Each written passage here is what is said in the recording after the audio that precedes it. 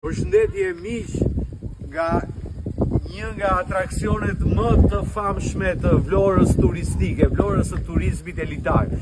Jemi këtu 150 metra nga bregu i detit, është pylli sotës dhe pastaj është plazhi dhe deti. Dhe shikoni këtë mrekulli këtu, këtë incinerator që funksionon dhe është një vepër e 12 viteve të qeverisë socialiste.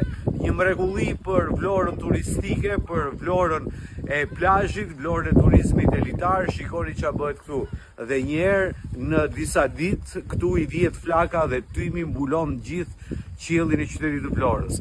Sot ka rënë shi, për fat nuk ka tym, nuk ka zjarr, po shikoni këtë pamje surrealiste të gjithë për ta kuptuar se çfarë ndodh dhe çfarë bëhet në këtë qytet. Nga Vlora historike dhe nga Vlora heroike dhe nga Vlora e këtyre peizazheve që përveç se ato që ka bërë Zoti dhe Perëndia, këto janë ato që ka bërë qeveria. Ju përshëndes gjithë.